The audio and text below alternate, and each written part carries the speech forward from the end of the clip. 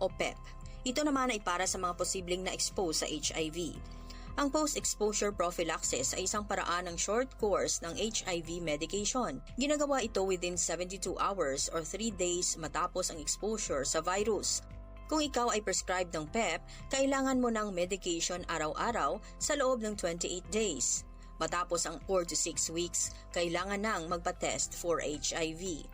Ang PEP ay hindi advisable na gamitin ng regular ng mga taong laging exposed sa HIV. Agad na magtungo sa pinakamalapit na healthcare provider para sa iyong kondisyon. Ang paalaalang ito ay hatid sa inyo ng Department of Health at ng Far East Broadcasting Company, Philippines.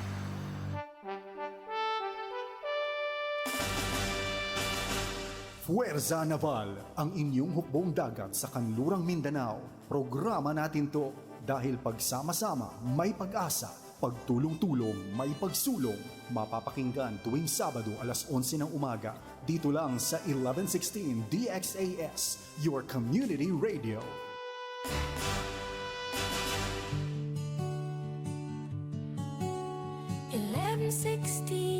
DXAS, your community radio. Kasama sa araw-araw, kakwentuhan, kaagapay, kaibigan, kabarangay. Ito ang radyo mo. 1116 DXAS, your community radio. 1116 DXAS, your community radio.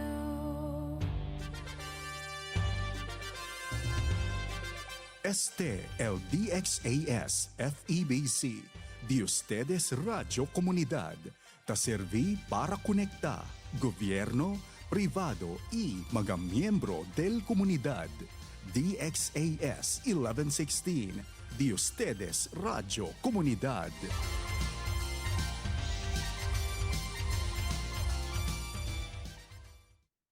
Ang tamang oras, ganap ng 6:00 ng umaga sa buong Pilipinas. May harding mapananalanginan, doon si Jesus naghihintay. O kay inam ng panalangin ng hardin, doon kay gandang manalangin. Tayong natulog sa luklukan ng Diyos sa hardin ng pananalangin. Mapagpalang araw pong muli sa lahat ng ating mga minamahal na kaibigan at ating mga tagapakinig. Kayo po ay patuloy na sumusubaybay dito sa ating programang Hardin ng Panalangin. Ako pong muli ang inyong kaibigang hardinero, Pastor Eman Aquino, na nagsasabing, every gising is a blessing. Masaya po akong muling makasalo kayo ngayong umaga sa ating pananalangin at syempre tayo'y muling mapalakas ng Diyos sa kanyang makapangyarihang mga salita na siyang bumabago ng ating buhay. Halina kayo mga kaibigan, wag na po nating pagtagalin. Magsimula na po tayo sa pagbubulay sa mga salita ng Diyos.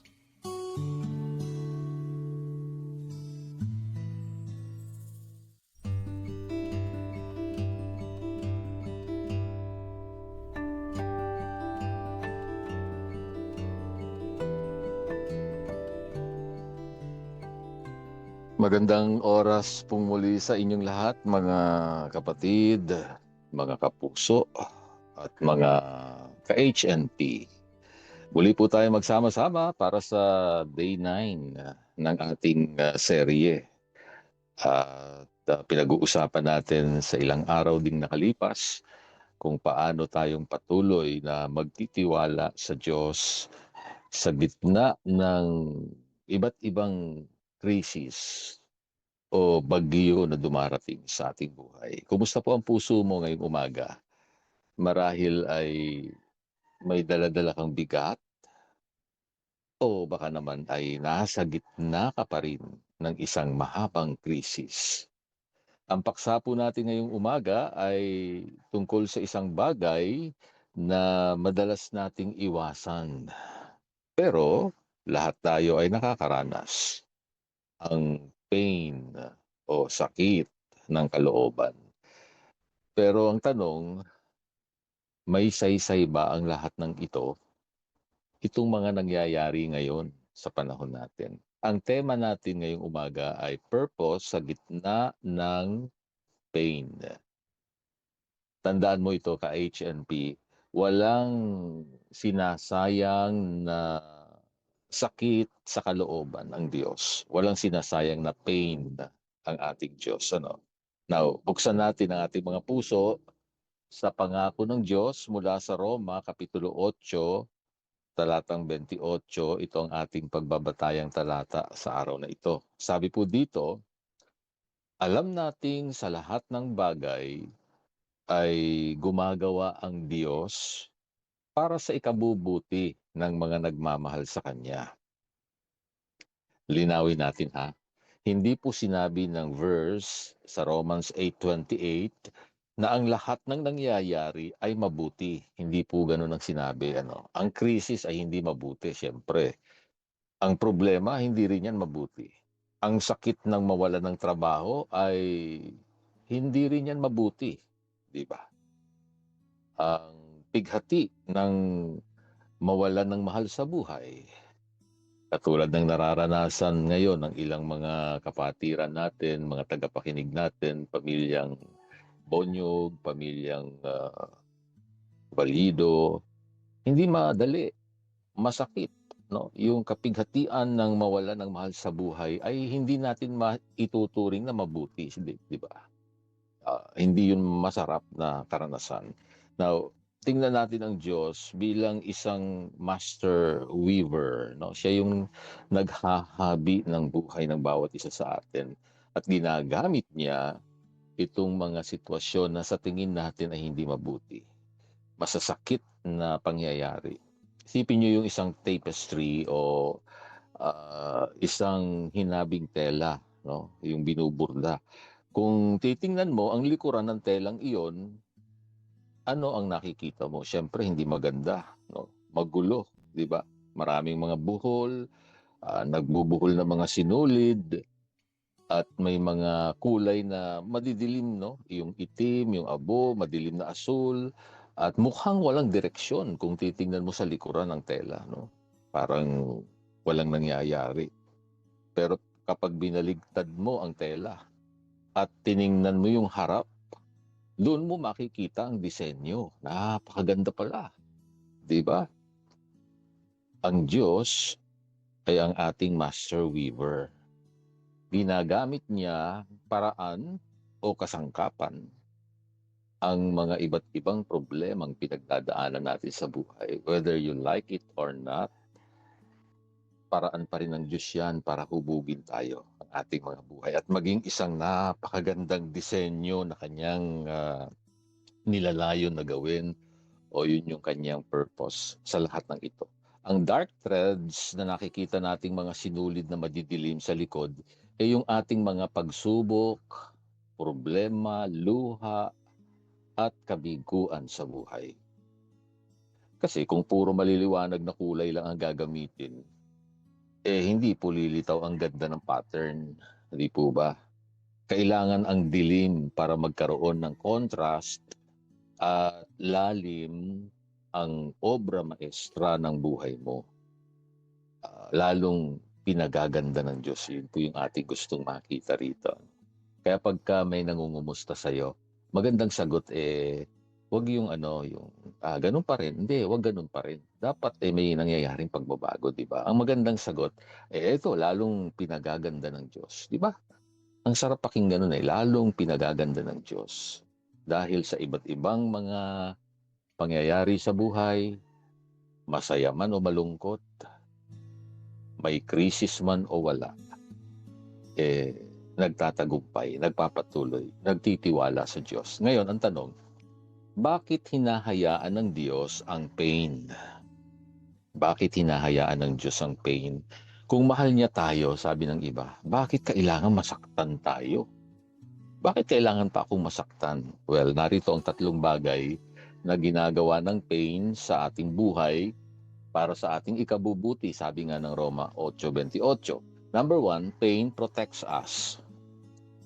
Tulad ng apoy, kapag napaso ka, inilalayo mo ang kamay mo, di ba? Ang sakit sa damdamin ay madalas na paalala na may kailangan tayong ayusin o iwasan. Kaya kailangan mong masaktan dahil kailangan mong matuto sa buhay, di po ba? O kaya naman ay maihanda ka, no, sa realidad ng buhay. Kaya yung mga magulang na overprotective sa kanilang mga anak pag bata pa, no, ayaw nilang masasaktan, ayaw nilang madadapa, ayaw nilang maging malikot. Eh bata yan eh. Natural lang na maging malikot yan. Ang mahirap, yung matanda na malikot pa rin, di po ba? Takbo ng takbo, tapos nadadapa, hayaan mo lang. No? Kasi sa ganung paraan, natututo siya pag nasasaktan. At pagdating ng panahon, humarap na siya sa realidad ng buhay na mas marami pang problema ang haharapin. Aba, naihanda mo, matatag ang kalooban niyang haharapin ang anumang mga pasakit sa buhay na pwede niyang maranasan. Ganun po talaga yun eh. Yun ang realidad ng buhay. Kaysa naman dun sa hindi man lang nakatikim ng sakit o hindi man lang nakapaglaro, hindi man lang nadapa, no? Pagdating ng panahon, wala, mahina, madaling bumabagsak. So, ang layunin talaga ng Diyos, kaya tayo nasasaktan sa ating kalooban, bata pa lang, sasaktan tayo physically, ay para ingatan tayo. Para matuto tayong ayusin yung ating mga ginagawa sa buhay. Number 2, pain corrects us. Itinutuwid tayo. Minsan, sa sobrang bilis ng takbo ng buhay, nakakalimutan na natin ang Diyos eh. Kailangan may dumating na krisis. Ang krisis ang nagiging pause button, no, para bumalik tayo sa Kanya, balik tayo agad sa Diyos. Kaya minsan ay hinahayaan ng Diyos, tumaas ang bilihin, presyo ng bilihin, tumaas ang presyo ng fuel, o lahat-lahat na ng ating mga nagiging problema sa panahon natin ngayon, nagkakaroon ng kaguluhan, giyera, lahat-lahat. Diyan kasi sa ganyang mga sitwasyon, di ba? Natututo tayong mag-pray, no? Lord, help us. Ganon kaagad ang ating nagiging panalangin. At Lord, sana po bumaba na, no? Wag lang doon sa mga katulad ng dengue, no? Yung platelet, huwag niyong pababain yung platelet, lalong lalala yung dengue. Siyempre, dapat pagka ganon, platelet, dapat tumaas. Naalala ko kasi nag-pray sa isang may sakit ng dengue, no? Ang naging prayer niya, Lord, pababain mo ang platelet. Naku, kinabahan yung magulang dahil alam nyo na, di ba, pag bumaba lalo, lalala. Hindi naman, iba naman yun. Eto, krisis natin sa panahong ito, nagtataasan ng presyo. So, pababain sana ng Lord, bumalik na sa normal ang kondisyon. Ganun yung ating nagiging prayer. So, tinutuwid tayo ng ating pain na nararamdaman. Ikatlo, pain perfects us. Talagang ginagamit ng Diyos ang mga matitinding apoy sa buhay. Parang ang ginto ay dumadaan sa matinding apoy para matanggal ang dumi. Ano ba yung mga dumi sa atin? May mga dumi tayo sa karakter, di ba? Ang karakter mo ka-HNP ay mas lalong kumikinang dahil sa apoy na pinagdaanan mo. Ang tanong lang, anong nakikitang karakter sa atin, di ba? Mahalaga kaya talagang makita mo ang karakter ni Jesus, no, sa kanyang mga salita, makilala mo siya ng personal kasi hinuhubog ka ng Diyos sa ganung mga karakter ni Jesus. At kaya may mga apoy na dumarating sa buhay ay para lalong kuminang yung karakter na yan, makita si Jesus sa buhay natin. Parang katulad ng isang lapis na ginagamit ng mga bata sa pagsusulat. Isipin mo ang lapis, no? para maging kapaki-pakinabang ang lapis sa mga estudyante, kailangan itong dumaan sa pagtatasa na tinatawag or sharpening. Ang tanong, masakit ba ang matasahan? Kung ikaw yung lapis, ano kaya maramdaman mo? Kung may damdamin ng lapis, siguro, tingin ko iiyak yung lapis, no? Lumuluha siguro habang ginagamit ng estudyante. Masakit kaya yon? Pero kung hindi naman ito matatasahan, hindi ito makakasulat ng maayos. Ka-HNP, ang sharpening sa buhay mo ay ang krisis na naghahanda sa iyo para sa mas malaking layunin ng Diyos. Mula ngayon hanggang sa susunod pang mga taon, hindi natin alam kung gaano pa magiging malala ang ating sitwasyon at ano pang hirap ang pagdadaanan natin. Pero isang bagay ang malinaw, ginagamit ng Diyos ang sitwasyong ito ngayon upang ihanda pa tayo sa kanyang mas malaking layunin sa darating na panahon. Ngayon, bago po tayo magtapos, nais kong tanungin ang bawat isa, ano ang krisis na pinagdaanan o pinagdadaanan mo sa panahong ito? Paano ka binago ng krisis na ito? Mas naging matatag ka ba? Dati ba ay hindi ka marunong mag-pray o hindi ka prayerful, pero ngayon ay, Lord, laging ganon, Lord, help me. Yan na ang bukang bibig mo ngayon. So, mas naging mapanalangin ka ba sa mga sitwasyon na pinagdadaanan mo ngayon? Yun ang malaking tanong sa marami sa atin. Sana yun talaga ang makita ng Panginoon, Lalo tayong nag-i-improve sa ating mga spiritual disciplines. Ano ba yung mga spiritual disciplines? Dalawa lang naman yung napakahalaga. Prayer at Word of God. Mahalagang magbulay-bulay ng salita ng Diyos. Nawa yun yung ginagawa natin. Itinutulak tayo ng lahat ng krisis na pinagdadaanan natin sa gawaing ito ng spiritual na disiplina. Tandaan po natin, ang pain na nararanasan mo ngayon ay hindi dulo ng kwento mo. Ito ay sangkap lamang, bahagi ng disenyo ng Diyos para sa mas magandang plano ng Diyos sa iyong buhay. Huwag kang susuko dahil ang dark threads mo ngayon ay bahagi ng isang napakagandang pattern na binubuo ng Panginoon ngayon sa buhay mo. Muli, ito ang inyong hardinero, Pastor Eman Aquino, na nagpapaalala sa hardin ng panalangin, ang bawat luhang itinatanim ay aanihin bilang kagalakan.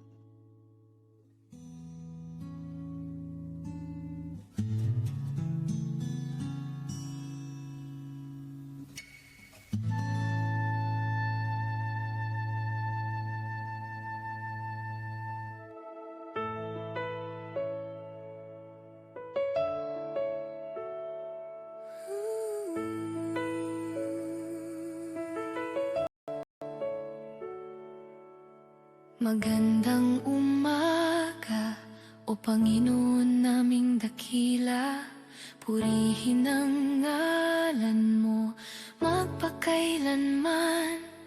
Dumating nawa ang iyong kaharian, mangyari nawa ang iyong kalooban.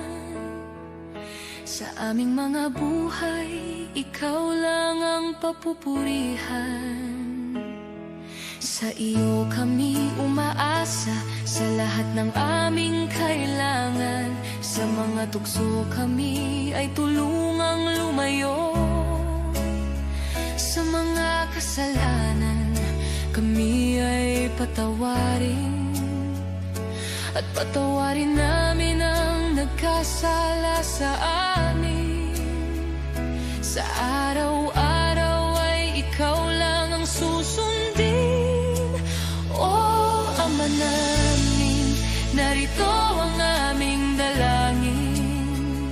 Kami ay iyong dinggin, kami ay katagpuin sa hardin ng panalangin.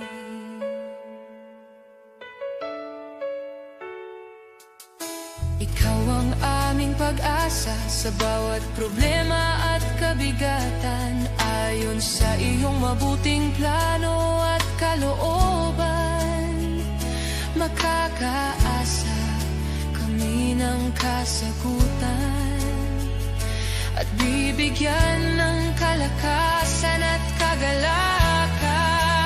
O Ama na namin, narito ang aming dalangin. Kami ay iyong dinggin, kami ay katapuin sa hardin ng panalangin. O Ama na namin, narito ang aming dalangin. Kami ay iyong dinggin, kami ay katapuin sa hardin ng panalangin.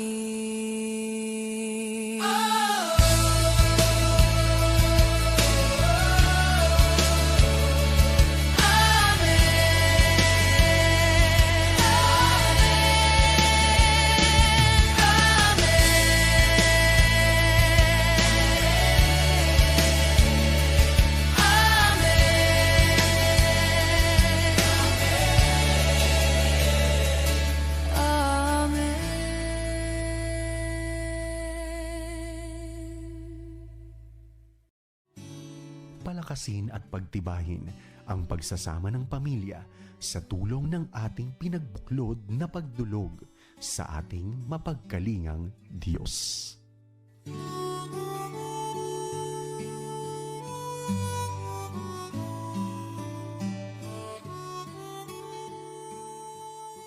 Kayo'y nakikinig pa rin dito sa ating himpilang 1116 DXAS, your community radio. At sa mga oras na ito, bawat kahilingan natin ay dinadala natin sa presensya ng ating Diyos. Tayo po ay manalangin.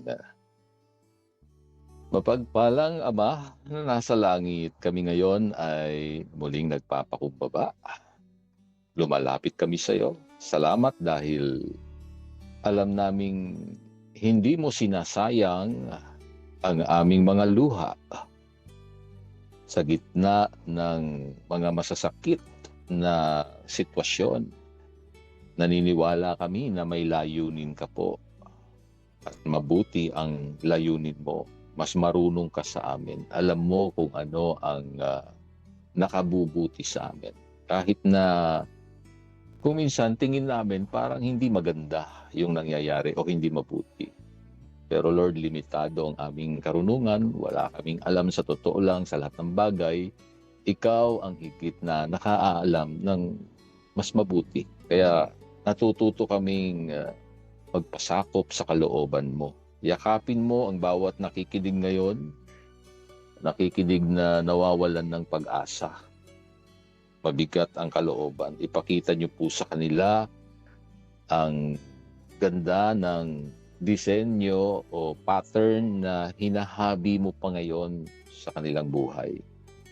Nawa po ay hindi kami masisiraan ng loob. Sa halip ay magpapatuloy kami. Ano pa man ang problema, pangangailangan, karamdaman na daladala namin ngayon, hindi kami mapipigilan nitong magtiwala sa iyo, O Diyos. Salamat po sa buhay ng pamilyang Araneta, kay Ate Jonah, pagpapalang patuloy sa kanilang buhay, pag-iingat Panginoon, at dalangin kong mag-umapaw ang biyaya mo sa buong pamilya. Salamat po sa pangangalaga mo po sa kanila. Ganon din sa Senon family, kung paano silang lumalakas, tumatatag sa kanilang pananampalataya kahit may mga pagsubok na dumarating sa kanilang buhay. Kay Ate Elsa at kay Kuya Alexander at sa kanilang mga anak, Panginoon, pagpapala mo ay kanilang tanggapin. Salamat din po sa buhay ni Ate Glenn Alvino. Salamat, Panginoon. Nakauwi na po ng ligtas dito sa aming bansa ang kanyang bunsong anak, si Hadassah Alvino. Salamat po, Panginoon, talaga sa iyong kabutihan at nawa ay patuloy mong i-direct ang career ni Hadassah sa mga panahong darating. Alam ko po, meron kayong magandang inihahanda sa kanyang buhay. Tulungan niyo lang po ang pamilya na patuloy pong magtiwala sa iyo sa mga panahong ito. Dalangin ko na dalhin mo sila, lalo na si Hadassah, sa sentro ng iyong kalooban. Patuloy ko pong ipinapanalangin ang ilang mga kapatiran pa doon sa Middle East, katulad ni Matet, ni Brother Roland na nasa Qatar, at si Charlo na nasa Dubai, at iba pang mga OFWs, lalo na yung mga naglilingkod sa iyo, mga anak mo sa lugar na yan, mga missionaries, na nagtatrabaho din at the same time, medyo apektado sa matinding gulo na nangyayari doon. Pag-iingat nyo po at patnubay mo sa kanila araw-araw.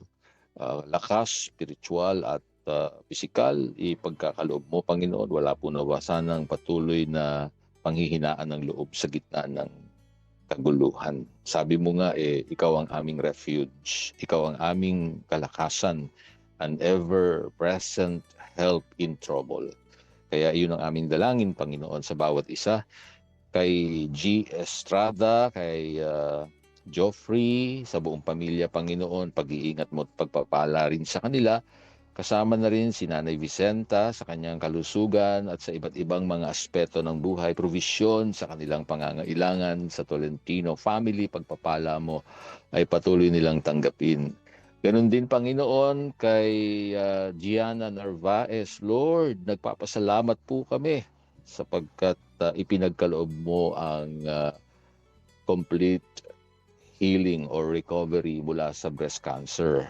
Cancer-free na po siya. Salamat po talaga. Pinupuri ka namin sa katapatan mong sumagot sa aming mga dalangin.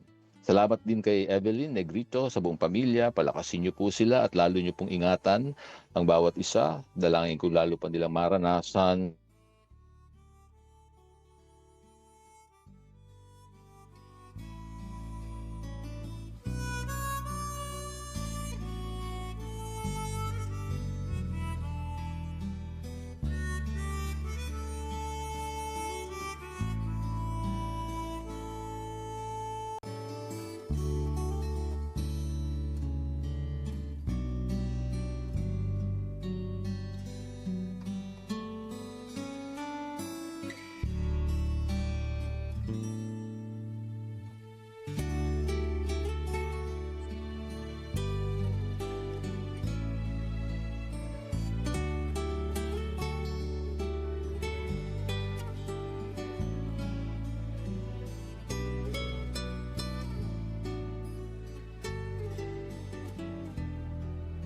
Ang lahat ng ito ay aming dinadala sa iyong paanan. Nagtitiwala kaming tapat ka, O Diyos, sa aming buhay araw-araw. Lahat ng ito ay aming dalangin sa matamis na pangalan ng aming Panginoong Hesus. Amen.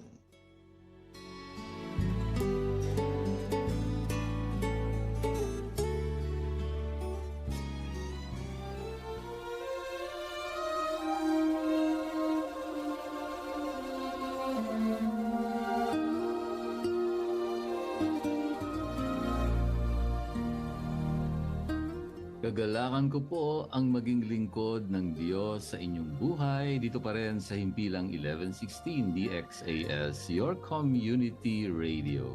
Isa lamang po kami sa mga himpilan ng FEBC Philippines, kasapi ng kapisanan ng mga broadcaster ng Pilipinas. Kung nangangailangan po kayo ng panalangin at pagbisita sa inyong bahay, maaari nyo pong ipadala ang inyong mensahe sa mobile number 0917-125-8201. Hanggang sa susunod pong muli sa parehong oras at himpilan pa rin, maraming salamat sa inyong pakikinig at maraming salamat kay Rolando Alfonso at Romel Paulino na umaalalay sa atin sa bawat umaga. Ako po ang inyong hardinero, Pastor Eman Aquino. Paalala po muli, sa lahat ng ating ginagawa, luwalhatiin natin ang Diyos.